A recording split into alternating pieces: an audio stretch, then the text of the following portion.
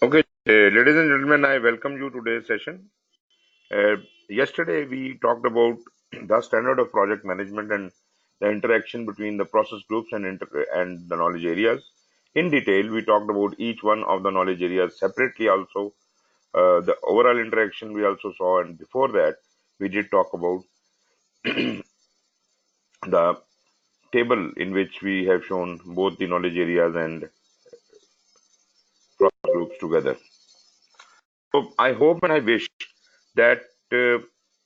After having the last two lectures, you must be now very clear about how things interact within project management. As far as the knowledge areas, as well as the process groups are concerned, you should be absolutely clear. So, should I be, asking you certain questions or you have any queries? I would rather like to invite your queries first. If you have any queries about anything which we have discovered so far, please raise hand. I understand yesterday you were tired at the end of it and you were not really asking any questions. But now is the time you can raise hand, and anything which comes to your mind which you think is not really very clear about what we discussed yesterday and day before yesterday, you can raise hand, you can debate about it, you can talk about it. Ji Janab.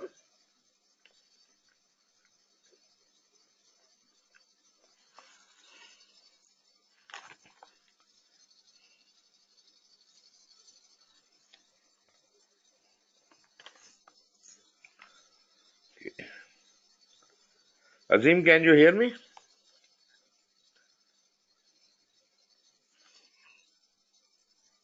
Yes, I can hear.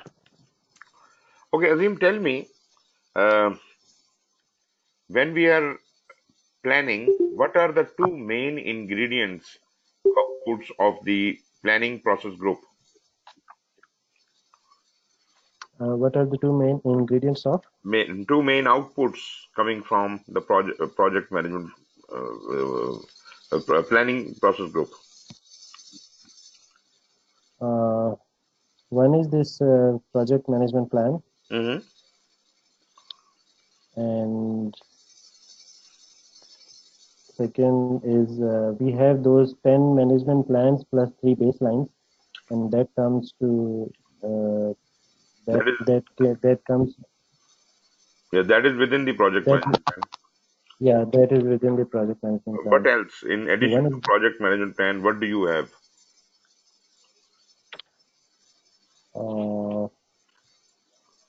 I could not figure out what is the second thing. Okay, whatever happens in the project management in the planning process group, all the 10 knowledge areas are being planned. All the management plans and all the baselines have gone into the project management plan. But there are a lot many other Yes. artifacts and documents which were also created, but they were not formed part of the project management plan. All such documents are joined together into an archive which is called project documents. So Okay. project document archive, there are two major areas where the output has gone. One is the project management plan and the other is the project documents. Okay. Okay, fine. So let me move on to execution. Uh, who will tell me? Asim, can you hear me?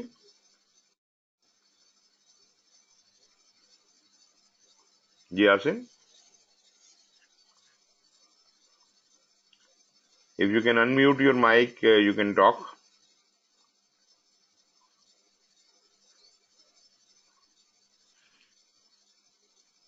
Ji Asim.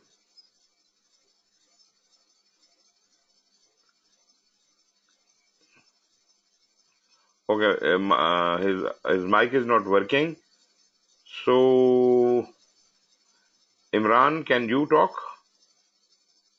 Mohammed Imran.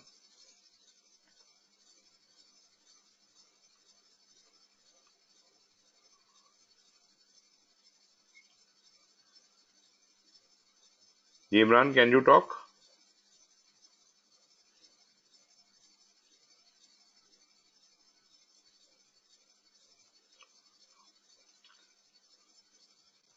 Okay, Asim, what you can do is I will ask a question and you send me a chat, answer in chat.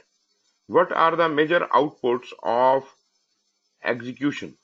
Major outputs of execution.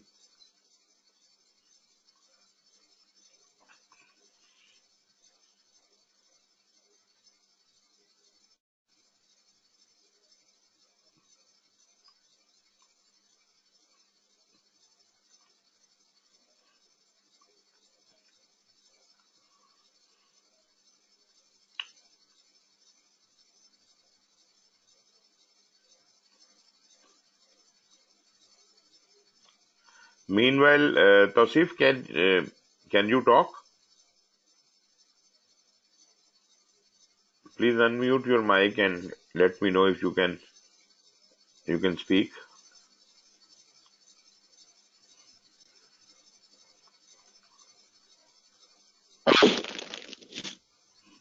जी तौसीफ, आवाज आ रही है आपको?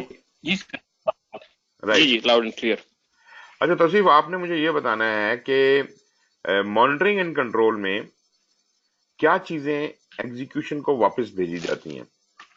What are the items which are sent back from monitoring and control to execution? Can you give me the names of those items?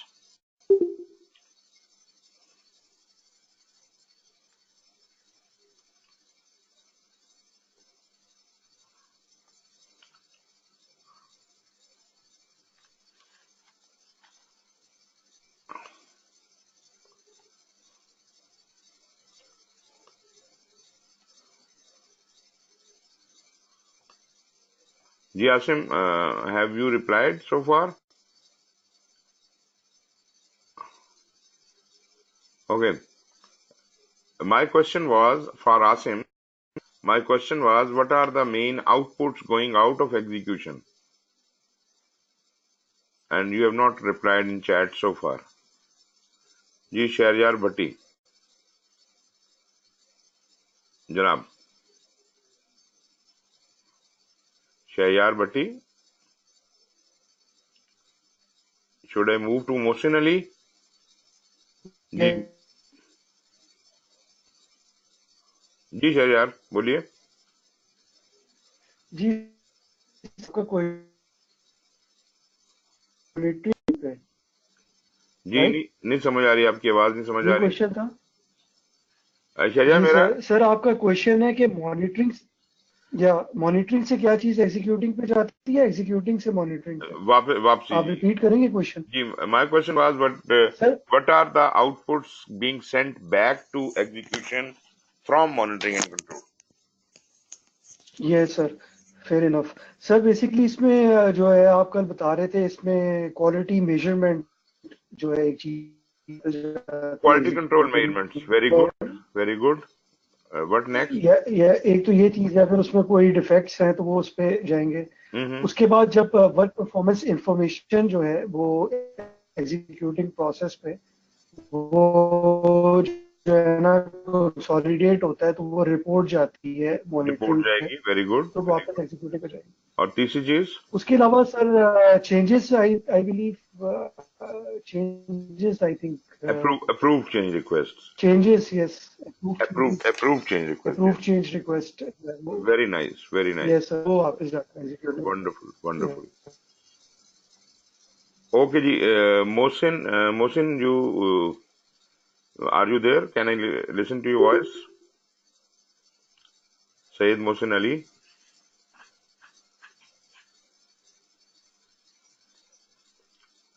Saeed Mohsin Ali. Yes, sir. जी बिल्कुल। I can. Mohsin, आप मुझे ये बता दीजिए कि what are the major items going from execution to monitoring and control?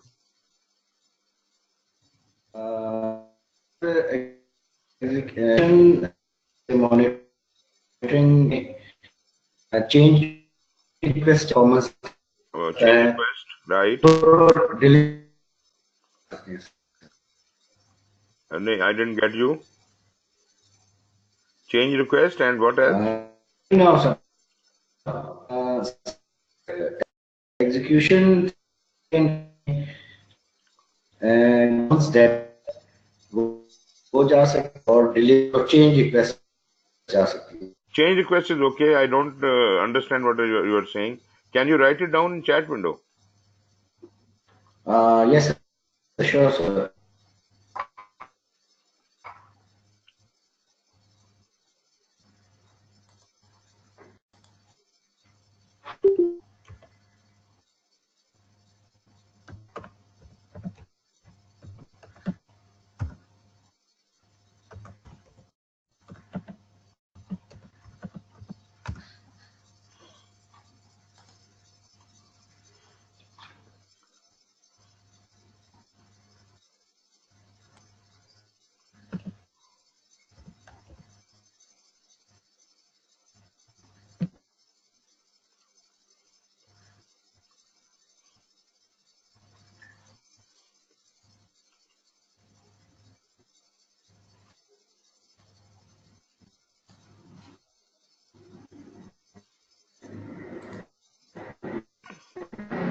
Okay. Can you Anyone? hear me now?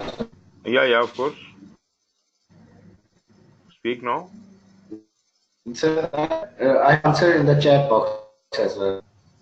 Okay. It has not yet received me. Did not get it so far. Delay जा सकती है process to monitoring and change जा सकती है work performance data जा Work सकता है performance data, change request, and deliverables. deliverables. Right. And one more thing. That is relating to the sellers, relating to procurement. Contract Selected sellers. sellers. Yeah, Yes, sir. exactly. Yes, sir. Select. Right. Okay. So you are up to speed. I'm sorry if some of you cannot speak due to obvious reasons. Net is not really good. Those who can speak, I can't. I can hardly listen. I wish and I hope that my voice is going to you all right. You can completely listen to me. Is it so? Please raise hands if you can listen to me correctly.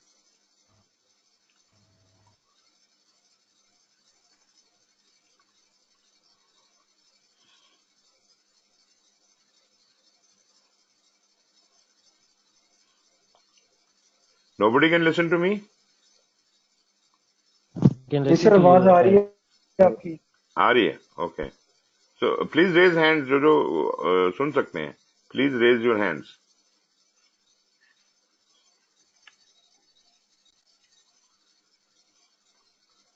Very good.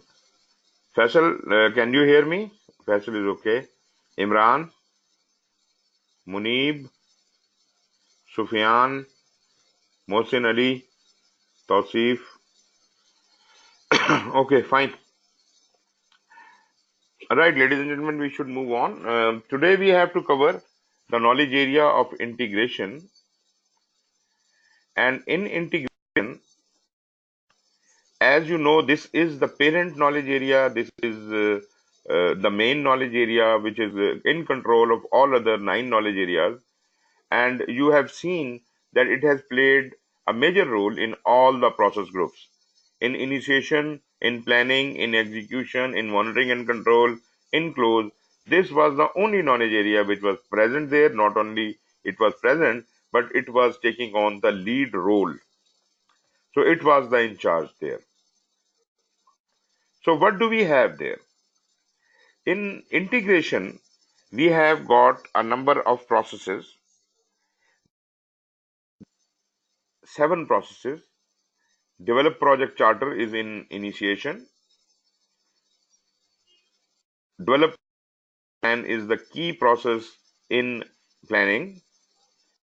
In execution, we have got 0.3 and 4.4, 2 processes.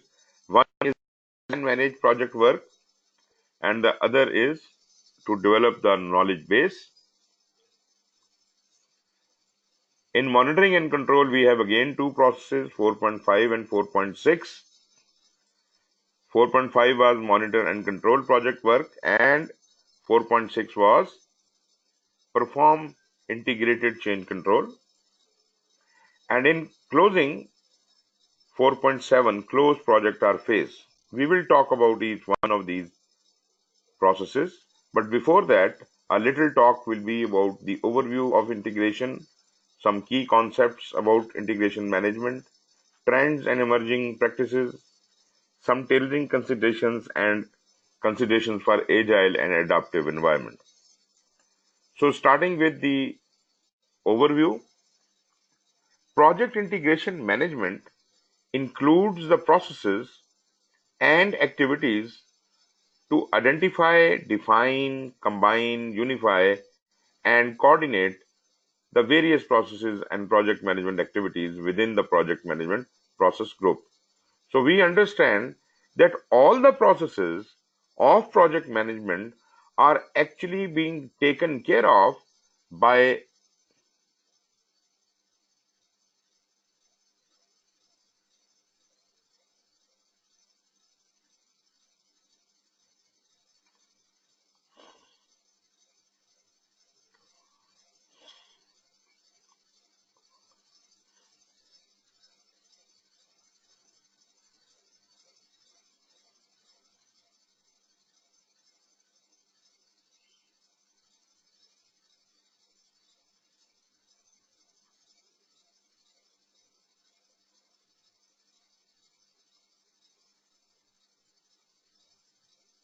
okay, can you now listen to me?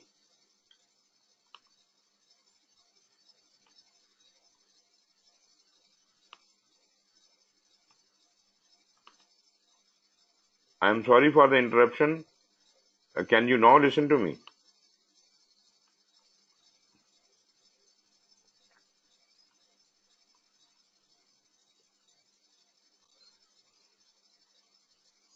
Please raise hands if you can listen to me. I know there was an interruption. My voice was not getting to you. Is it still not audible?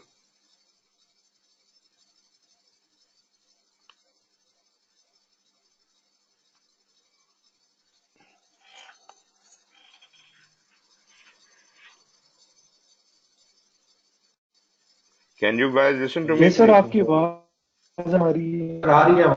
Arya ji, wonderful. There was a little bit of interruption. I was worried, but my voice is not getting to you. So thank you very much for responding. Let me start again. Okay. So I was talking about project integration management, which is responsible for identifying, defining, combining, unifying, and coordinating the various processes and project management activities within the project management process groups. So all the project management process groups, 5 process groups and 49 processes are all under command of this integration. Integration is the one which is ultimately going to be creating the project management plan and then managing and then developing this project management plan and then executing it. So this is one place where which takes the ownership of the whole project. It identifies all processes, it defines all processes, it combines them, combine their output together, unifies it, and then coordinates all of those processes. In the project management context, integration includes the characteristics of unification, consolidation, communication, and interrelationship amongst all the knowledge areas and all the process groups. So this is present everywhere in all the process groups and all the knowledge areas. It is taking care of them.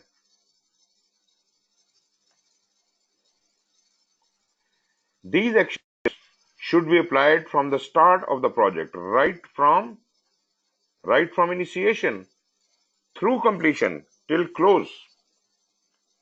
Project integration management includes making choices about the resource allocations, balancing the competing demands, examining any alternative approaches, tailoring the processes to meet the project objectives, and managing the interdependencies amongst the project management knowledge areas. So this is overall responsible for everything, though you may contest that some of the the things which are mentioned here are done by other knowledge areas, but overall the responsibility remains with integration, and therefore it has rightly the ownership of all of those processes. And as we have just talked about, these are the 7 processes of integration management. So in develop charter, this process is developing a document that formally authorizes the existence of a project and provides the project manager with the authority to apply organizational resources to project activities. So charter is the document which is an authorization for the project manager to mobilize the resources and start the work on project. But when the charter is issued, project manager may be new. He may not have been mobilized earlier, so he might not know all the details, and therefore he need to understand the various aspects of the project as if he can reply to the boss, to the project sponsor, as if this project can be done or it cannot be done. So that is another question. But as far as the charter is concerned, charter assigns the job to the project manager. Then comes the project management plan. 4.2, develop project management plan. In this process, this is the process of defining, preparing, and coordinating all the plan components, and plan components, by that I mean all the management plans, and consolidating them into an integrated project management plan, which also includes all the 3 baselines: scope, time, and cost. And we have amply talked about the project management and its ingredients, so this is what it is. 4.3, direct and manage project work. This is the process of leading and performing the work. This is the actual execution of the executable part, and that was the baseline. Scope, schedule, and cost baselines are actually implemented or performed by the direct and managed project work. This is the work defined in the project management plan and implementing approved changes to achieve the project objectives. If there is any change request, okay. So you say that you cannot see the slides moving. What is the slide in front of you? Right. So this is a slide. Probably I will show you the previous slide. This was the first slide I was reading. Develop project charter. Then is the develop project management plan.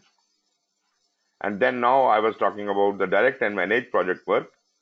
So this is the process where actual execution happens.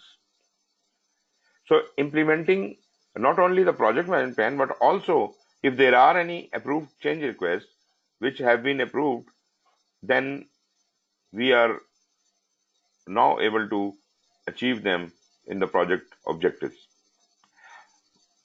Other process in execution is manage project knowledge, and this is the process of using existing knowledge and creating new knowledge to achieve the project's objectives and contribute to organizational learning. So whatever is happening in this project, naturally we have taken lessons learned from the previous projects. We have applied that knowledge to this project and learned more lessons from within this project, thus adding to the knowledge base. And this new knowledge base is being managed and created by this process.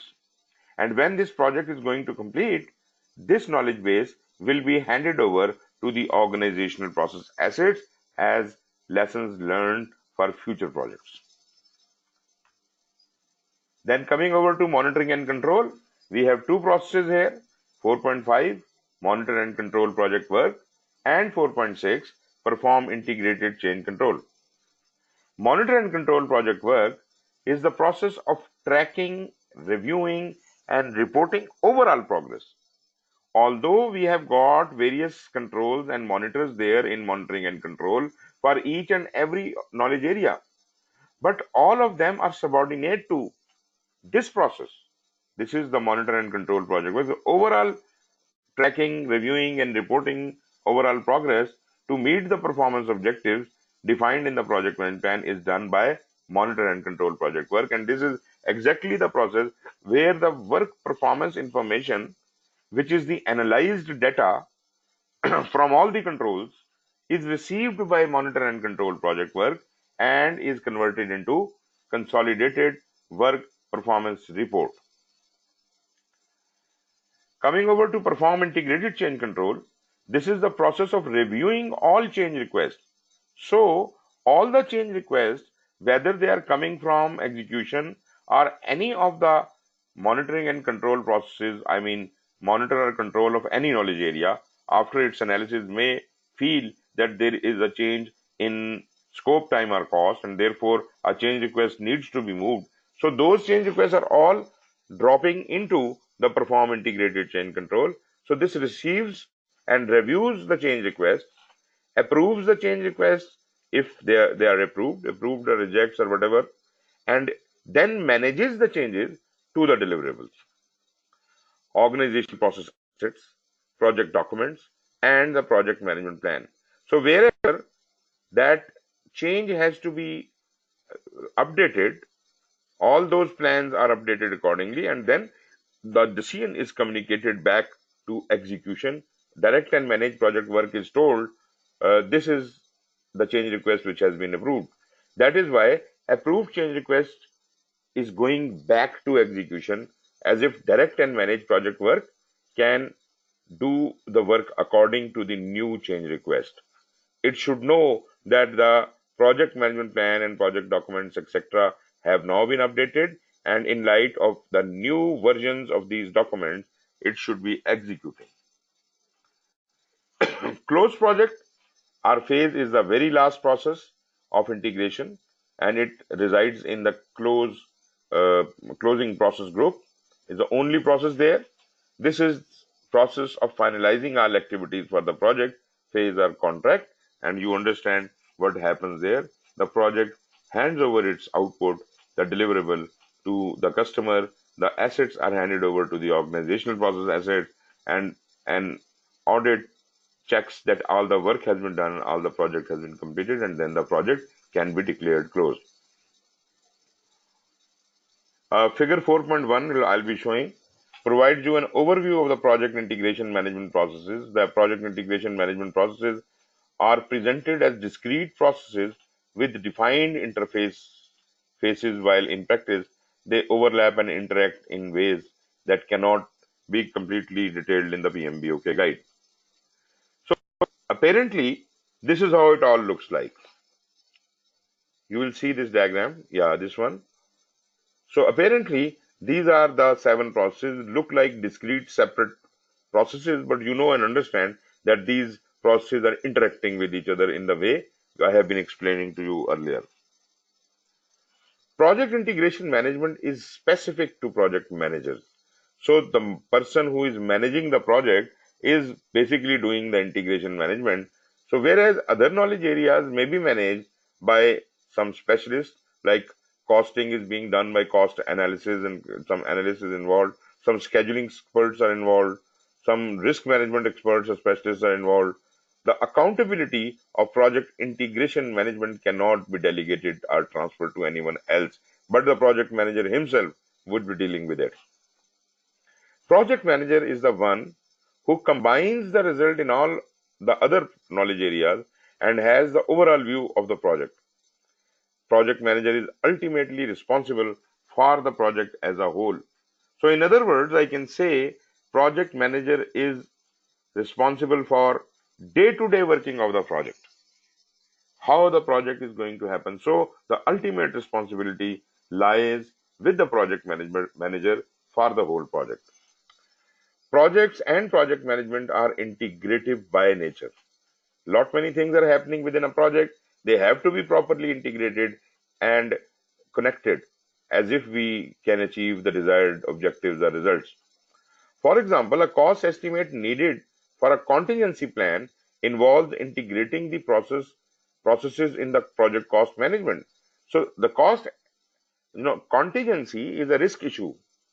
If risk requires a cost contingency, some money to be kept in reserve for certain activity, that has to be shown into project cost management plan as if it can be properly integrated. You can't have a risk management plan which is not associated or linked with the cost management plan. Cost management plan has to cater for those contingencies and reserves. Project schedule management and project risk management knowledge areas, similarly, they have to be connected. So all of the knowledge areas has to have been properly integrated.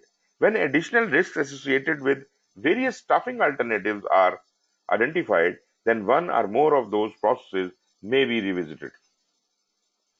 The links amongst the processes in the project management process groups are often iterative. There are not many things which are happening time and again, iteratively. Like in execution and monitoring and control, there was an arrow going from execution to monitoring and control, and then there was an arrow coming back from monitoring and control to execution. So this revolution or iteration will keep happening until and unless the deliverables have been delivered to the desired level, and the work has been done according to the satisfaction, and only then this iteration will break. Otherwise, this will keep getting improved. The planning process group provides the execution process group with a documented project management plan early in the project, and then updates the project management plan if changes occur as the project progresses. So it is also a continuous process. Planning does not end with the end of planning process group, because during execution we will further change some request some changes, and that will go to the monitoring and control, which will be simultaneously occurring while the execution is happening, and which will make changes to the planning, and ultimately these things are all happening together. So they are not discrete, they are not one after the other, they are basically happening all together. Project integration management is about ensuring that the deliverable, due dates of the product, service, or result, project life cycle, and the benefit management plan are all aligned. Providing a project management plan to achieve the project objectives, and also ensuring the creation and the use of the appropriate knowledge to and from the project as necessary. What is getting into the project, what is getting out of the project. So project integration management is responsible for all that. It is also going to be managing the performance and changes of the activities in the project management plan. It will also be making integrated decisions regarding key changes impacting the project. It will be measuring and monitoring the project's progress and taking appropriate action to meet project objectives. This will happen in monitor and control project work. Collecting data on the results achieved, analyzing that data, and to obtain information and communicating this information to relevant stakeholders. And what are we doing here? We are sending the work performance report, communicating it back to the relevant stakeholders and the execution. Then in closing, we are completing all the work of the project and formally closing each phase. Phase by phase, we are completing the project, and the project is complete, then project is closed. So closing is happening to every phase as well as it is happening to the overall project at the end. Managing phase transitions when necessary. How can we move from one phase to other? This is also being managed by integration. The more complex the project and the more varied the expectations of the stakeholders, the more sophisticated approach to integration is needed. As far as trends and emerging practices are concerned, project integration management knowledge area requires combining the results from all the other knowledge areas, which it is already doing. Okay. I think this is the slide which I am showing you.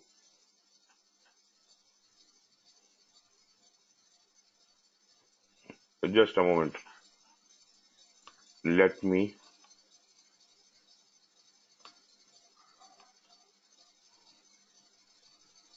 Ji Shahryar, what do you see? What is the screen?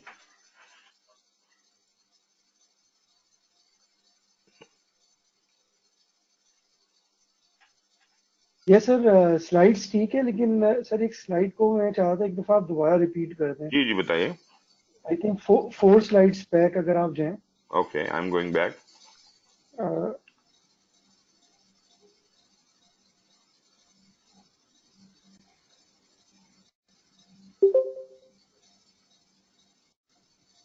जी बताइएगा. No sir, एक और. No sir, next. ये काफी पीछे आ गए आप. अभी आ रही है. It is a bit slow. ये देखिएगा. Is it okay? Sir, next. Yes sir, इससे next वाली slide sir. जी आ रही. थोड़ा टाइम लगता है. हाँ जी आ गई. Yeah sir, ये ठीक है. इससे next. इससे भी next. Okay, take a moment. आ रही है. या ये सर ये एक दफा जरा ये सर एक दफा दोबारा रिपीट कर दीजिएगा. it says the links among the project processes in the project management processes are often iterative. This is what we are explaining in the subsequent slides also. You see, initiation, planning, execution, monitoring and control, and close, they have got a lot of overlap. Like when planning is happening, initial planning you do, and you start the execution. But planning is not yet complete because we will be amending the plan all the time.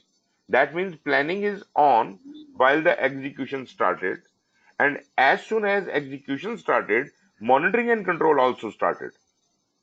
Now you have moved a change request which changed something to the plan, meaning that execution from monitoring and control, the change has gone back to plan, and from plan it has come to execution. So all of these three things are happening simultaneously: planning, execution, and monitoring and control. So there is a lot of overlap. Don't ever think that first initiation is happening and then planning project plan is created and then they're not happening one after the other. They might be doing their job simultaneously. Are you getting this point? Yes sir, fair enough. Okay. So we move forward. I'm sorry if the slides are moving a bit slower, but I will try to be with the speed what you see. So I was talking about the trends and emerging practices. Do let me know as soon as this slide comes. Yeah, this is the slide which I am talking about. All of you can see it. The project integration management knowledge area requires combining the results from all the knowledge areas. Evolving trends in integration processes include but are not limited to. So what are the new trends? We are nowadays using automated tools. You see, digital dashboards, online systems, mobile dashboards, and things like that are in vogue. So automated tools are there which can show us what all has been integrated and how the things are happening. So various software and various applications we are using these days. Then we are also using visual management tools. We can visually see and visualize what is happening, where we are, what is the progress, what had to be done. So fully automated and fully well visualized management tools also do exist. Then project knowledge management. All the knowledge management thing which we created the project, develop knowledge base for the project. So that knowledge and all the data generated from the project is also being maintained automatically, and this is available in some kind of cloud or in database in a server or somewhere, and it can also be accessed by anyone in the project. So the modern trends are making the life for the project manager and the stakeholders much easier. The accessibility has become very normal, and it is now easier to communicate with people. Then expanding the role of the project manager and his responsibilities. So now project manager is visible, his work is visible, and he can reach out to any of the stakeholders. And then we can now use many methodologies which could be used simultaneously. We can do a hybrid of the old and new methodologies, and we can come up with our own way of working. So all these things have now become possible with the advent of new technologies, new trends, and new emerging practices. Taking them one by one, use of automated tools. The slide will appear in front of you in a while. The volume of data and information that project managers need to integrate makes it necessary to use a project management information system. So this is an automated system which a project manager needs to have. Now, as I said, a lot many organizations or a lot many companies have developed some kind of applications for mobiles and laptops and computers, and you can somehow connect to them through clouds and other ways of connecting, and automated tools to collect, analyze, and use information to meet project objectives and realize project benefits. So number one thing is that automated tools are available. Then the visual management tools. Some project teams use visual management tools rather than written plans. So with people are maybe not using the written project management plans and this management plan. So the things are automated and they are kind of available online. So rather than writing the long plan, the only necessary details have been can be provided online, and other documents to capture and oversee the critical project elements, making key project elements visible to the entire team. Everybody knows transparently what is happening, and it provides real-time overview of the project status, facilitates knowledge transfer, and empowers team members and other stakeholders uh, to help identify and solve issues. The next is project knowledge management. As I already mentioned, project knowledge management, for that we have got a process also, but the increasingly mobile and transitory workforce requires a more rigorous process of identifying knowledge throughout the project life cycle and transferring it to the target audience so that the knowledge is not lost. So we do not want to bombard our stakeholders with data, but the relevant information, the information which is required by them. Only that information in a very subtle way should be made available to them. Then expanding the project manager's role and responsibilities. What is the increase in the responsibility of project manager in the current scenario? Project managers are being called up to initiate and finalize the project, such as project business case, development, and benefit management. Historically, these activities have been the responsibility of management, or for that matter, business analyst or the project management office, but project managers are more frequently collaborating with them to better meet project objectives and deliver benefits. This not only gives project manager more involvement in the work of the project, even in the pre-project activities, but he can perform more than one role. He can even take on the responsibilities of PMO or of the business analyst or others. So because things have been made easier, the data is now available online. Project managers are also engaging in more comprehensive identification of engagement of stakeholders. This includes managing the interfaces and various functional and operational departments and senior management personnel. So this way, project manager is now able to interact better and more visually, more transparently with his stakeholders. In hybrid methodologies, some project management methodologies are evolving to incorporate successfully the applied new practices. Examples include the use of AGILE and other iterative practices. AGILE is on rise.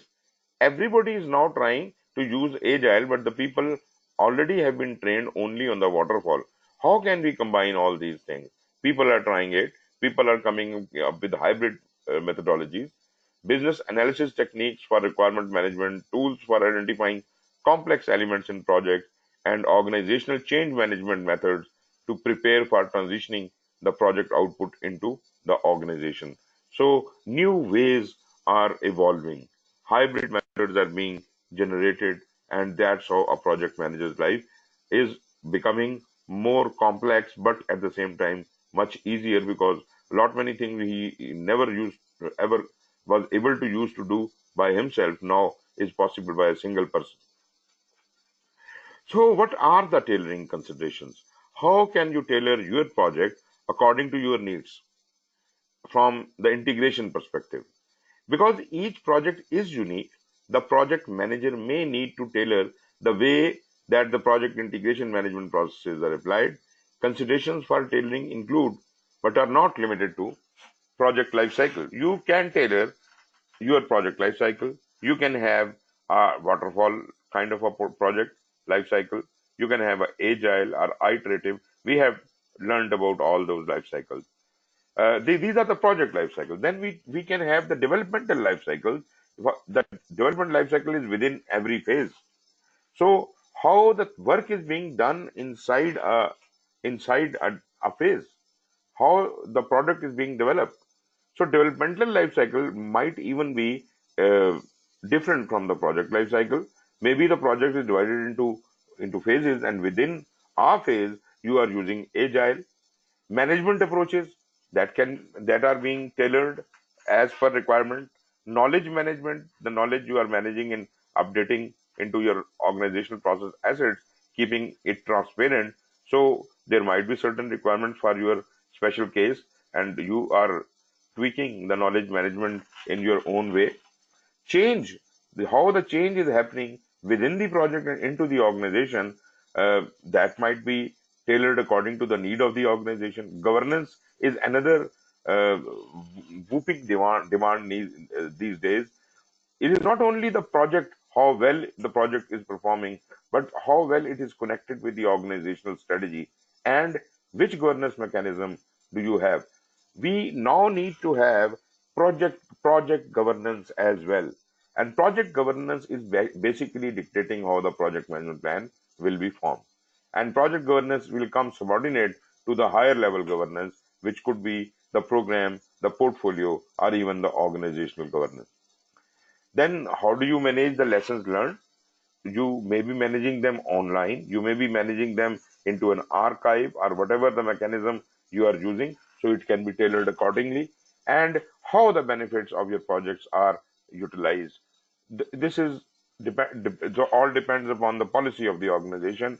Generally speaking, I said that project manager is only responsible till the product is released, but sometimes we can make him responsible also for some of the benefit realization work, so that can also be tailored accordingly. So we can tailor things in any way we feel fit for our project. Project life cycle. What is an appropriate life cycle for the project? What phases should comprise the project life cycle? In development life cycle, what development life cycle and approach are appropriate for the product, service, or result we are creating? Is a predictive or an adaptive approach appropriate? Is adaptive, should we, if adaptive is appropriate, then should the product be developed incrementally or iteratively? Is a hybrid approach best? So these decisions have to be taken accordingly. Management approach. What management process are most effective based on the organizational culture and the complexity of the project? So adopt that. Knowledge management. How will the knowledge be managed in the project to foster a collaborative working environment? Change. How will the change be managed in the project? Governance. What control boards, committees, and other stakeholders are part of the project? And what are the project status reporting requirements? And lessons learned. What information should be collected throughout and at the end of the project, and how will historical information and lesson learned be made available for future projects? About benefits, when and how should benefits be reported? At the end of the project or at the end of each iteration or phase? Then comes the considerations for agile and adaptive environments. Iterative and agile, we have already been discussing about it. These approaches promote the engagement of team members as local domain experts in integration management. So if we are going for agile, then we are delegating a lot of work to the team. We are relying on the team. So they become the integration experts. The team members determine how plans and components should integrate. The expectation of the project manager, as noted in the key concepts for integration management, do not change in an adaptive environment, but control of the detailed product planning and delivery is delegated to the team. That is agile. In agile, you just become a servant leader. You are just there to facilitate, and your team actually takes on the role of integration because their iterations are too short. Project manager's focus is on building a collaborative decision-making environment. It's a servant leadership role and ensuring the team has the ability to respond to changes. So all the decisions are being taken by the team, whereas project manager is making the environment feasible or collaborative for their better decision making. This collaborative approach can be further enhanced when team members possess a broad skill base rather than a narrow specialization. So team members would need to know more about things other than their own specialization. So these are some of the headings and topics which have been added to every knowledge area, and we will discuss these topics with every knowledge area. But coming over to each and every process of integration, first let us talk about the project charter. Develop project charter. So develop project charter is the process of developing a document that formally authorizes the existence of a project and provides the project manager with the authority to apply organizational resources to the project activities. So this is the document which authorizes the project manager. So what are the key benefits of this? This process are that it provides a direct link between the project and the strategic objective of the organization.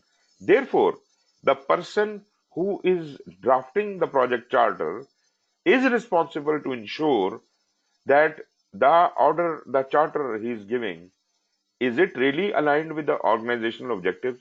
Now, this is something to be checked. Why? Although we do agree there was a business case, there was a feasibility, and there was a permission by which this we have reached this stage. But still, is it still viable? Should it still be done? This is the decision the sponsor has to take. So before he orders the project manager to start the work, he will himself justify that project is in alignment with the strategic objectives of the organization. Not only the sponsor is responsible at this stage, but as soon as he hands over this charter to the project manager is also authorized and he is responsible for checking this alignment at his own end. And in case he feels that this is not really properly aligned with the strategy of the organization, he has to bring it in light, in knowledge of the project sponsor. Anyways, talking about the charter, this process is performed once or at predefined points in the project. Once means that for the project, charter is developed only once. But if you have got a number of phases, every phase may have its own charter. This all depends upon your policy. Do you want to have single project charter, or you want to have a charter for each and every phase? In some cases, both exist. Project charters and phase charters both may exist. So the inputs, tools, and techniques and outputs of this process are shown in this chart. Right. Can you all see this?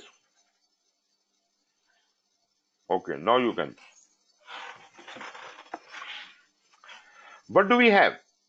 Let us roll back, and I will like to remind you what I have taught you earlier. When the project charter is to be developed, when the project sponsor gets into the project, what what are the documents he is carrying along with him? Those documents are the input. So they were the business documents and the agreements. You remember, business documents and the agreements. What were the business documents?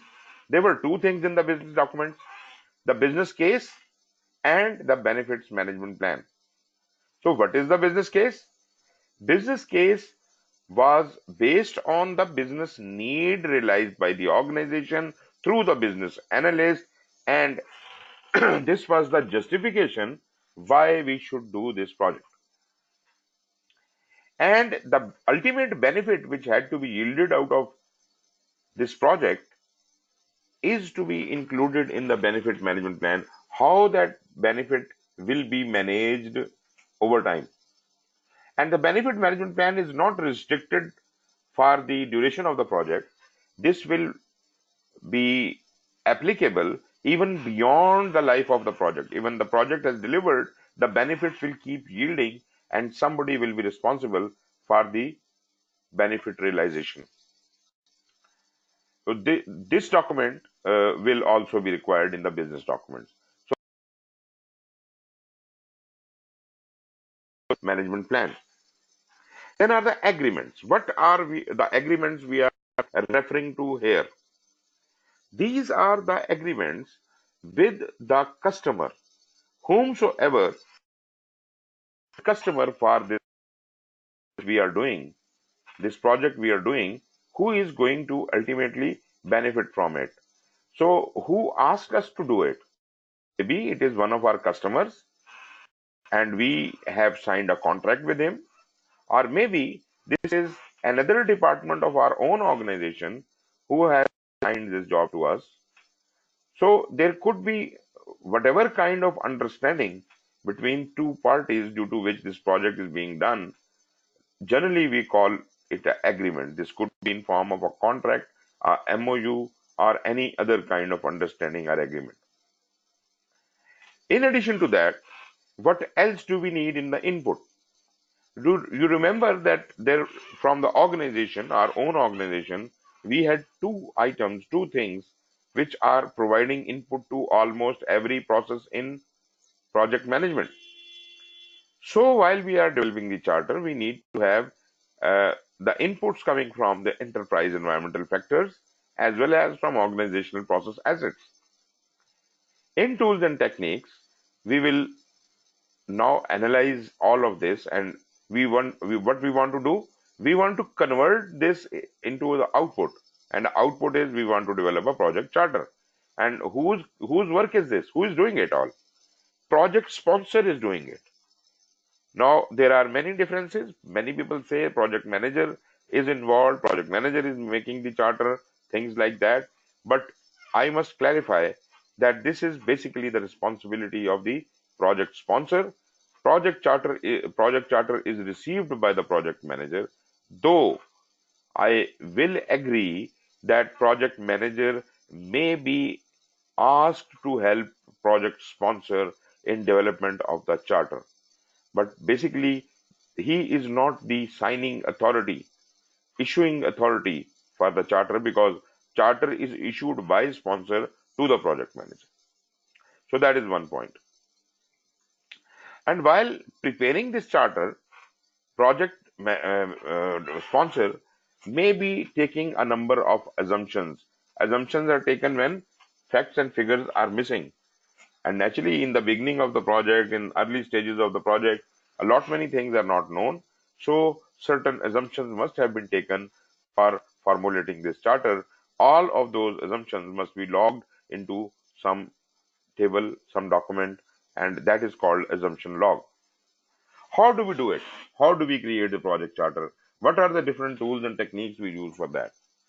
First of all, we need to use the expert judgment of our own self, of our team, and expert judgment of the people around us, like the stakeholders, like some subject matter experts, or maybe some consultants. Howsoever we can collect certain data for the creation of the charter, I need all the help I need to gather would be collected through the expert judgment. That is one source, one tool. Other is data gathering. Data gathering can be done in a number of ways. And when I say a number of ways, then probably there could be more ways than are listed here. There could be hundreds of ways and methods and tools by which the data can be gathered. But specifically for developing the charter, we generally resort to these three kind of data gathering tools.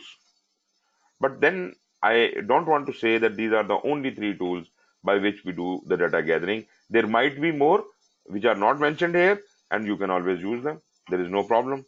So this is your tailoring, how you tailor your requirement. But this is not something cast in stone. But generally speaking, you would like to need some brainstorming. You would like to do some focus groups and interviews.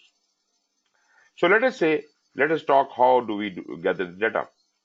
Brainstorming is normally done when we want to be creative and we want to think out of the box, and we can do that in groups. This is a group creativity exercise in which we can think of various solutions, think of various requirements, and how the charter is to be created. Basically, that is the issue at this stage.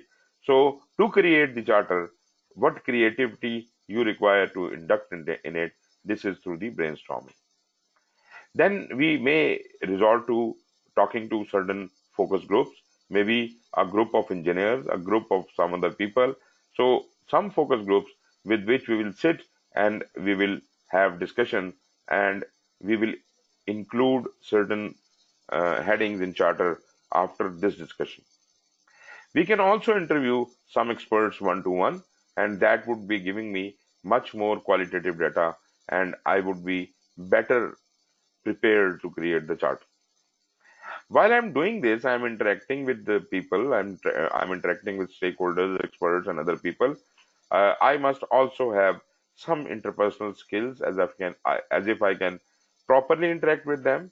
Some team skills is if I am dealing with a team, which could include, and this is not only these three things which we can do. That is, there might be, when you are talking to focus groups, there might be a conflict of opinion. So conflict management will be facilitated by the project sponsor. Facilitation. You will facilitate the discussion and guide it to the desired path. And meeting management skills, in which how to conduct a meeting, you will ensure that meeting results in the desired output. And the other last tool is meetings themselves. The conduct of meetings are necessary to come up with your project charter statement. So charter will be developed and assumption log will be recorded.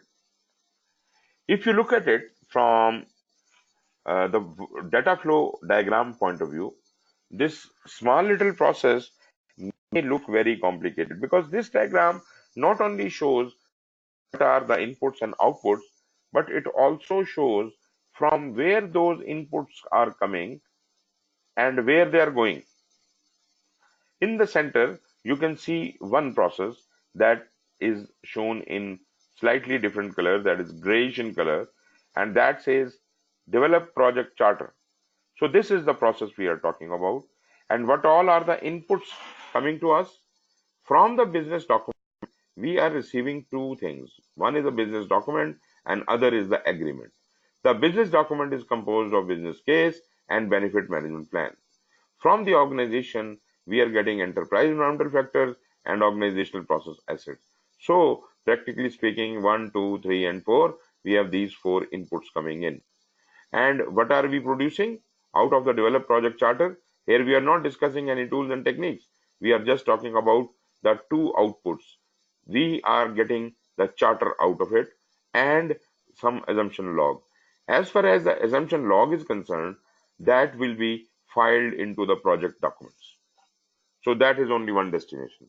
But as far as charter is concerned, that will be required by many processes throughout the life of the project. So all the processes which will receive charter as an input, they are shown here. Let's look at it from the top. Develop project management plan, which is integration process. that will require the project charter. When we are closing the project, that will require the project charter.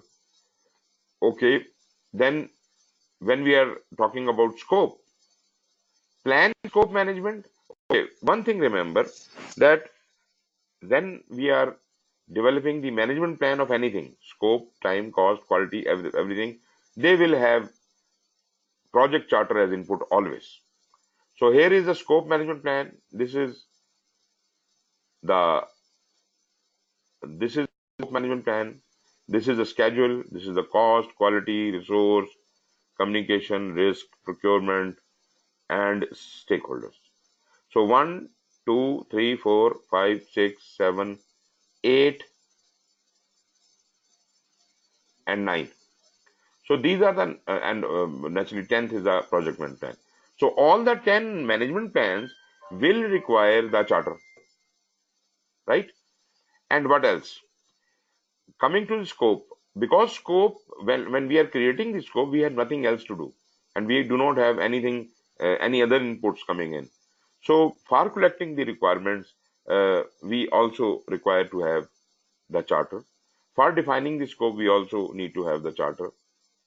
And other than that, we do not need to have charter except for identifying the stakeholders. 13.1. There is a specific reason why do we need to have charter for identify stakeholder, because when the identify stakeholder process occurred, there was no management plan existing at that time. Where is identify stakeholder? This is in initiation. So there are only two processes in initiation. One is the develop project charter and other is the identify stakeholder. As soon as the project charter was developed, then naturally next step was to identify the stakeholders. So the only input available to it was the charter. So therefore it needs to have the charter. So who all need to have the charter? Identify stakeholder need to have the charter. All the management plans need to have the charter. Then first two processes of scope, collect requirement and define scope, requires to have the charter. And from integration, project management plan development and close project will require to have the charter. You see, charter is not required by direct and manage project work, develop knowledge base, monitor and control project work, or perform integrated change control. All of these four processes do not require the charter. Charter is only required when the project management plan is being developed in integration and when the closing is being done. Only those 2 points. Charter is only required for scope when we are collecting the requirements and when we are defining the scope. That's it. And charter is required for identification of stakeholder. So in addition to that, all the management plans, when they start, they require charter, right? So plan scope management, plan schedule management, plan cost management, plan quality, all of those plan, whatever management will get the charter. So I have very briefly described why the charter is being shared by so many places. And if you just want to count how many places are getting the charter, then there is 1, 2, 3, 4, 5, 6, 7, 8, 9, 10, 11, 12, 13, 14 processes are receiving the charter. I do not want you to remember this by heart. I just want you to understand. Just make a rule that charter goes to every plan management, whatever the scope, plan, scope management, plan, schedule management, whatever it is. So all the management plans, they will require charter. That is one rule. Number 2, identify stakeholder, because there is nothing else. Identify stakeholder has to have charter. Then while we are doing the scope, because scope is the very first process in planning and there is no input coming to it, charter is going to be the basic input for collect requirements and for define scope. And that's it. That's it. So this is very easy to understand. So if you can somehow capture the idea of this, then we can move ahead. So develop project charter. Let's talk about charter a bit more. Project charter establishes a partnership between the performing and requesting organization. Now, don't be confused with it. I think there is a comment. Let me see what it is.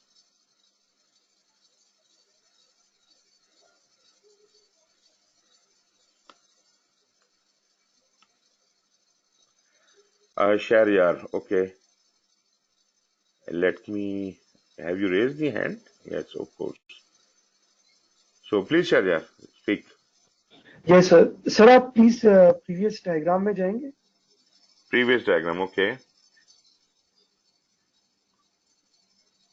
This one? Yes sir.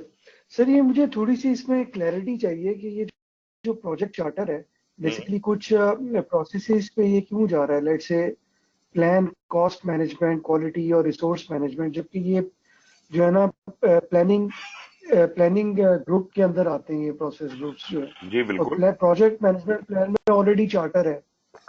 तो मेरा rational ये है कि अगर आप plan cost management को अगर pick कर लें इधर, जी. तो इसकी जो कॉस्ट है वो बेस्ड ऑन स्कोप होगी, चार्टर की बेस पे नहीं होगी. नहीं, तो कॉस्ट चार्टर क्यों रिक्वायर्ड है? कॉस्ट की बात नहीं हो रही यहाँ पर. नहीं नहीं, ये चार्टर मेरा क्वेश्चन है कि क्यों जा रहा है कॉस्ट मैनेजमेंट में. देखिए, यू आई मीन अंडरस्टैंड. क्योंकि कॉस्ट प्लान जी. देखिए, ये एक बात तो you must understand that project management plan is composed of all the management plans. Agreed? Correct sir. And every management plan is the guidance for the subsequent processes. ठीक है ना? सही. So when I am developing that guidance, that should be in alignment with the charter, the order which has been given to me.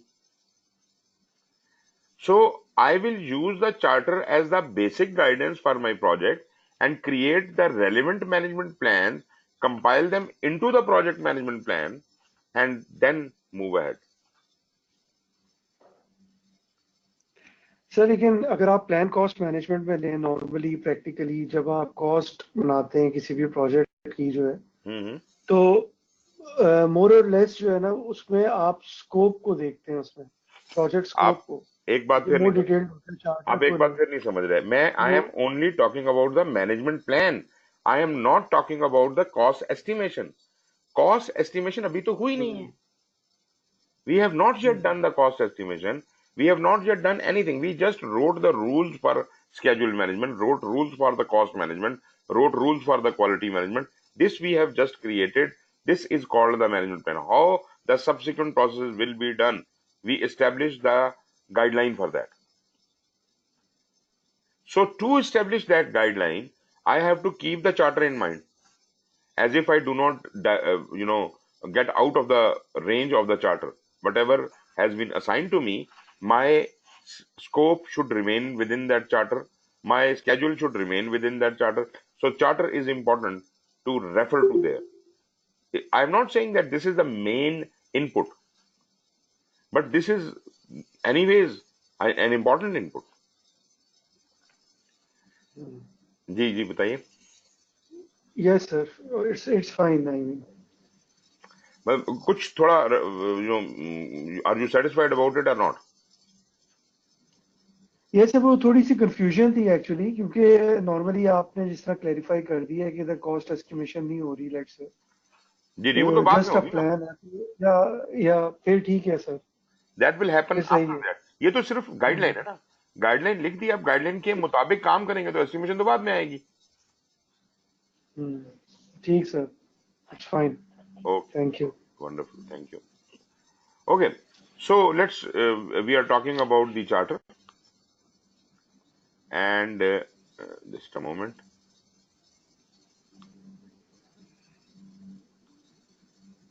Right. So talking about the charter, charter where I was reading the first statement. Project charter establishes a partnership between the performing and requesting organization. Well, this is a bit confusing because we are not talking about the customer and our organization. This is not specifically talking about the organization. This is talking about the sponsor and the project manager. The charter is an understanding between the sponsor and the project manager. These are two organizations. Performing organization is the project manager and and the requesting organization is a sponsor. In the case of external projects, a formal contract is typically the preferred way to establish an agreement. So that is being done already. We assume that there is an agreement existing, therefore this charter is being created. This charter is not the agreement. Project charter may still be used to establish internal agreement within an organization to ensure proper delivery and under the contract. The approved project charter formally initiates the project. Now, let's talk about a project manager is identified and assigned as early in the project as is feasible.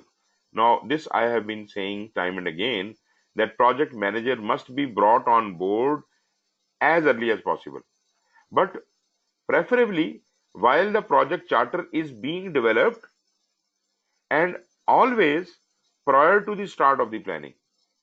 While the project charter is being developed, project manager should be there. But if he is not there, even there, at that time, then at least before you get into planning, project manager should have been come on board. So number one, we said as early as possible, even before the charter was developed, even before the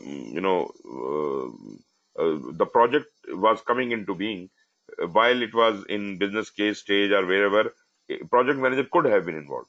That is okay with us. Second was that when the charter is being issued, that is the time when project manager is supposed to be there. And even if when he is not there during the charter, then at least before the planning starts, project manager has to be there. This is now mandatory. That has now become mandatory that planning cannot be done without the project manager. Project charter can be developed by the sponsor or the project manager in collaboration with the initiating entity. Now, this is a bit confusing because project sponsor or the project manager in collaboration with the initiating entity, what it really wants to say. This is where people usually get confused. Basically, the responsibility is with the sponsor. But sometimes behind the sponsor, there is a project board which gives the authorization. The board signs the charter. In that case, sponsor might be presenting the draft to the project board, and they would be signing it. Or in some cases, it could be project manager. But there has to be someone else who has the power to sign the charter. Project manager does not have the power to sign the charter. So either sponsor or the project board must have that power, and project manager may provide help in creating that document. This collaboration allows the project manager to have a better understanding of the project purpose, objective, and expected benefits. This understanding will better allow for efficient resource allocation to project activities. The project charter provides the project manager with the authority to plan, execute, and control the project. So this much power is being granted to him through this charter, and naturally, if he wrote the charter for himself, he might not have given himself so much responsibilities and authorities. So basically, the author is someone else. Project charter is being given to you. You are the project manager. Projects are initiated by an entity external to the project, such as the sponsor. Sponsor could be your person who develops the charter. Or if you are under a program, then a program manager might be your sponsor, and he might be creating it. Or sometimes it might be PMO, or even a portfolio governing body chairperson or authorized representative, or maybe a project board. Project initiator or sponsor should be at a level that is appropriate to procure funding and commit resources to the project. So whomsoever is initiating the project, whomsoever is creating the charter, must have the power, must have the authority to procure funding and commit the resources to the project. He should not be a toothless boss. He should have the power to, run the project by procuring funds and all. So he must be communicating with all the key stakeholders who will be providing the funding, who will be providing the resources and all that. So this is the responsibility of the sponsor to make available the funding and resources when required on the project. Rest project manager is responsible. Projects are initiated due to internal business needs or external influences. So projects could have been due to some internal things, internal needs, or maybe uh, somebody else has assigned us this project. These needs or influences often trigger the creation of a need analysis, feasibility study, business case, or description of the situation that the project will address. So you understand that we started with a business case because business case has been provided to us, and that might have been followed by the feasibility, might have been followed by the need analysis, which may not have been my job. This may have been the business analyst job, or maybe the project manager was involved at that stage, and he was involved at that stage when the need was being analyzed or realized. Chartering a project validates alignment of the project to the strategy and ongoing work of the organization. So, whomsoever is chartering the project, this is, as I said before, his responsibility to ensure that the project is aligned with the strategy of the organization, right? And this is impartial of the fact that the project has a business case and a feasibility study and all that. This is very much viable and should be done. Yes, I agree. Project might have been viable when business case was created. But the question is, the moment when I am starting the project, I am chartering the project, is it still viable? So this responsibility is on the sponsor's shoulders. If he says, if he charters the project, that means this is viable. A project charter is not considered to be a contract because there is no consideration or money promised or exchanged in its creation. You understand the point? In a contract, we normally do something and we are paid for it. In charter, project manager is not paid for what is being done, right? So there is no money promised as part of this agreement. Business documents, what are they? We have already talked a bit about them. A business case and the benefit management plan, both of these things put together are the business documents, and they are the sources of information about the project's objectives and how the project will contribute to the business goals. So first of all, why this project has come into being is due to the business case. So business case was an important input, and benefit management plan is about how it is going to benefit the organization or the business goals are being achieved. Although the business documents are developed prior to the project, they are reviewed periodically. This is why they are important. The business documents may get old. The need shown in the business documents may not be valid anymore. So not only at the time of the charter, uh, project sponsor ensured that they are in alignment with the project organization strategy, but later on when the project will take over, project manager will take over this responsibility. He will also keep an eye on the organizational objectives and keep checking the alignment and keep informing the project sponsor or his boss that this has gone out of alignment, and therefore we must inform our bosses or think otherwise. Business case. What is a The approved business case or similar is the business document most commonly used to create the project charter. The business case describes the necessary information from a business standpoint to determine whether the expected outcomes of the project justify the required investment. It is commonly used for decision making by managers or executives above the project level. Typically, the business need and the cost benefit analysis are contained in the business case to justify and establish boundaries for the project. Business case is created as a result of so many reasons can be there. Maybe the market demand, due to the market demand, we have created the business case. Maybe the reason was organization, there was some need for bringing a change in the organization. Customer has requested something. Technology advancement has mandated that we change our way of working.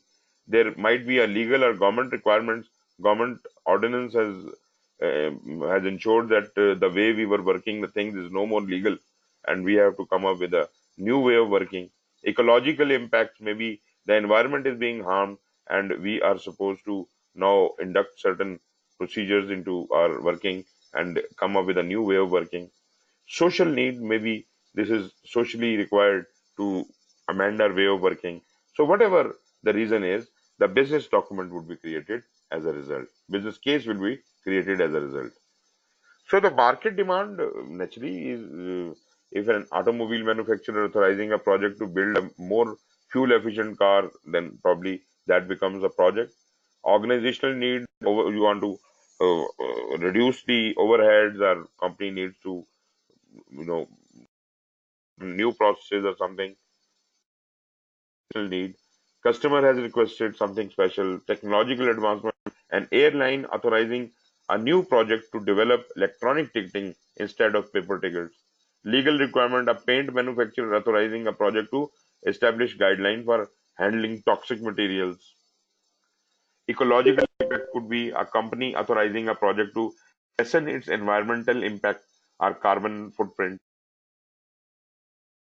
Government organization in a developing country authorizing a project to provide potable water system, latrines, and sanitation education to communities from high, and so on and so forth. So these could be many of the reasons for developing a business case. The project charter incorporates the appropriate information from the project documents. The project manager does not update or modify the business document because he is not authorized to, since they are not project documents. However, the project manager may make recommendations. He may say that this thing which is written in the business case or business benefit management plan is not right, and it might be changed. He himself cannot bring any changes. Then are the agreements. These are used to define initial intentions for a project. This could be a contract, could be a MOU, could be a service level agreement, letter of agreement, letter of intent, verbal agreement, whatever. Typically, a contract is used when a project is being performed for an external customer. Enterprise environmental factors, as we understand, here what is more applicable for the development of the charter might be the government or industry standards, legal or regulatory requirements or constraints, marketplace conditions, organizational culture and political climate, organizational governance framework, our stakeholder expectations and risk thresholds. But you see, uh, there could be uh, there are many other enterprise environmental factors, but some of them are mentioned here, which can affect the development of project charter. So they are explained. Then we have organizational processes. Only those processes are mentioned here which could impact the development of project charter, like organizational standard policies, processes, and procedures, naturally applicable to the project charter. Portfolio program and project governance framework might be providing me some guidance on that. Monitoring and reporting methods, templates. I'm looking for a template for the charter. If organization give me, that is good. Historical information and lessons learned from the repository. Some guideline has been provided. Some precautions have been given for developing this. So this will be very helpful. Then the tool I'm using is expert judgment. Expert judgment is defined as judgment provided based upon expertise in an application area, knowledge area, discipline, industry, etc. And such expertise may be provided by any group or person with specialized education, knowledge, skills, and experience or training. So it is not only the project manager or the project sponsor who will have this expert judgment. They can seek expert judgment from anyone. For this process, expertise should be considered from individuals or groups with specialized knowledge of our training in the following topics. With those, we are talking about for developing the charter, those who understand organizational strategy, those who understand benefit management, technology knowledge of the industry and focus area of the project, duration and budget estimation, and risk identification, etc. For data gathering, as I have talked a bit earlier, brainstorming is something like creativity exercise, a group creativity exercise. Focus group is collecting data from uh, people of same specialization or group or department. You make a focus group and ask them questions. And interview is one-to-one interaction. In brainstorming, this technique is used to identify a list of ideas in a short period of time. So we want to gather as many ideas as possible. It is conducted in a group environment and is led by a facilitator. Brainstorming comprises of two parts. First is the idea generation and then is the analysis. Brainstorming can be used to gather data and solutions or ideas from stakeholders, subject matter experts, and team members when developing the project charter. Focus group bring together stakeholders and subject matter experts to learn about the perceived project risk, success criteria, and other topics in more conversational way than a one-to-one interview. Whereas interviews are used to obtain information on high-level requirements, assumptions and constraints, approval criteria, and other information from stakeholders by talking directly to them. Then we have interpersonal skills and team skills. Naturally, the skills here mentioned here are conflict management, facilitation, and meeting management. In conflict management can be used to help bring stakeholders into alignment on the objectives, success criteria, high-level requirement. Will have conflict. People will have differing ideas. So you will have to create a consensus, remove the conflict. So about all these things, everybody should be on the same footing.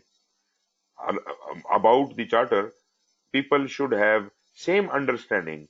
If there is a conflict, that has to be removed. Then facilitation, naturally you have to get data out of these people and therefore you must facilitate them in the best possible manner. So this is the ability to effectively guide a group event to a successful decision solution or conclusion. A facilitator ensures that there is effective participation, all the people are there, participants achieve a mutual understanding, all contributions are considered, conclusions or results have full buy-in according to the decision process established for the project, and the actions and agreements achieved are appropriately dealt with afterwards.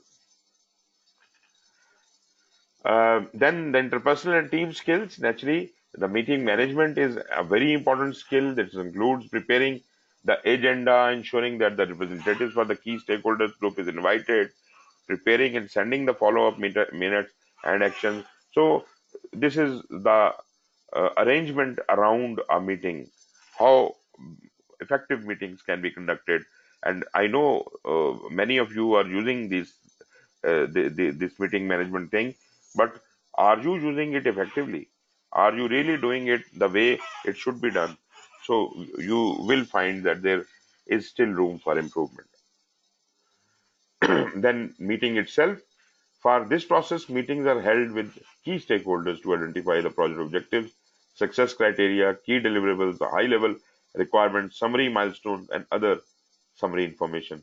So you see, while we are doing all this, where you're using all these tools, we somehow understand what should be the ingredients or contents of the charter.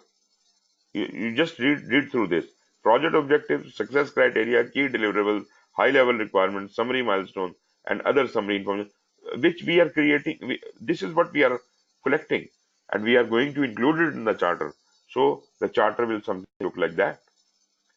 Project charter is a document issued by the project initiator or sponsor that formally authorizes the existence of a project and provides the project manager with the authority to apply organizational resources to project activities. If documents the higher level information on the project and in the product, service, or result the project is intended to satisfy. So what all should be included in the charter? What are the ingredients of a charter? The purpose of the project should be given there. Measurable project objectives and related success criteria. This is exactly what we were gathering. High level requirements, the broad level requirements. High level project description, boundaries and key deliverables. Remember, charter is not an extensive document, is not an exhaustive document. This is a brief document. It should not be a very lengthy document of 200 pages. Generally speaking, I would rather like to keep it to one page. But if it is not accommodating in one page, maybe it is a complex project, then probably let's do it for 2 to 3 pages and that's all. Why should you create a charter of say 20, 30, 40 pages? So be brief and just write to the point. Overall project risk, if any, summary milestone schedules, pre-approved financial resources. You are not supposed to be providing all of this data. Whatever is available. You see, if you know of any overall risk, provide them. Otherwise, don't provide them. If you know of any high-level project descriptions and boundaries and key deliverables, as much as you know, you provide them. Otherwise, you leave it out. So you see, basically, this is the charter. This is the order. And although it should be easily clarified, and when the purpose of the project is defined, it should give some history of the project and the purpose of the project and the objective, organizational alignment and all that should be briefly included into that. Key stakeholder list, if available, can be provided. Project approval requirements, what are the project approval requirements, who will sign it and what all, it should be clearly mentioned there. Project exit criteria, what happens which will cause the project to finish or closed. This must be specified in the charter, and assignment of the project manager and his responsibility and authority level must be defined. Name and authority of the sponsor who is signing it, and that's it. This is the charter you have created. Then we have the assumption log. High-level strategic and operational assumptions and constraints are normally identified in the business case before the project is initiated and will flow into the project charter. Lower level activity and task assumptions are generated throughout the project, such as defining technical specifications, estimates, and schedule. So in the beginning, you see, your assumptions are big. You do not have enough data, you do not have enough detail, so you make big assumptions. So naturally, those assumptions are noted in the assumption log, and naturally they are big risks also. The assumption log is used to record all the assumptions and constraints throughout the project lifecycle. So as we move ahead in the life of the project, this assumption log will be populated with further detailed assumptions also. But it starts recording the assumptions as soon as charter is developed. So this brings us to the end of first process only. Although this was a bit lengthy, but I will try to be, brief in the subsequent processes. But this was important because this is a very important topic, the project charter, and you must have a very good understanding what the charter is and how does it work. So if any questions are there about this first process, the charter, you can ask about it. You can raise hands if you like.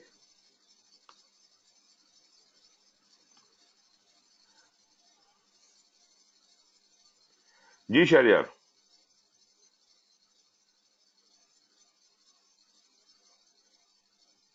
Hello जी जी hello जी जी sir, ये मैंने पूछना था, जो project charter के जो टेम्पलेट्स हैं पीएमआई वेबसाइट में, इसके सैंपल टेम्पलेट्स मिल सकते हैं कहीं? आई मीन जी जी बिल्कुल मिल कहीं सकते हैं आपको. रिपोजिटरी है तो जो वो भी फाइल सर आप नेविगेट करवा दीजिएगा कभी अगर टाइम मिले. मैंने आपके साथ शेयर किया हुआ है भाई. I have shared it with you. Okay. Let me copy and paste yet again. But I have already shared it with you. Yes, very right sir. वो टेम्पलेट्स का फोल्डर था उसमें, राइट? जी बिल्कुल, you have those templates. PMI will never suggest. PMI, because if PMI says this is the template, then everybody will start using it. But PMI don't want to suggest any template. Right ji? So please Yes. everybody, ये जो मैंने अभी cut paste किया है, please again try to download things from there and you will find everything. Recorded lecture till yesterday are available on YouTube. Link is provided and all the files are available on the OneDrive. You can download it from there and you have everything. Numerous questions, numerous templates, a lot of material to study. If at all you are really serious about going for the PMP exam, you must.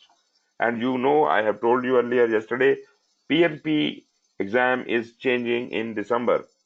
And for you, from my side, the last day is before October 2019.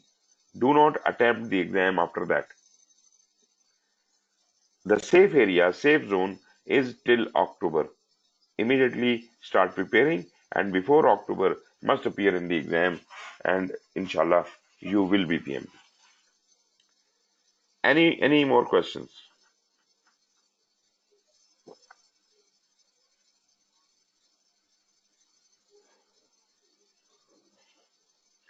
Okay, I do not intend to move on to the next process. So let us call it a day and maybe we can, not maybe, actually we will surely be meeting tomorrow, the same time, and we'll continue from there.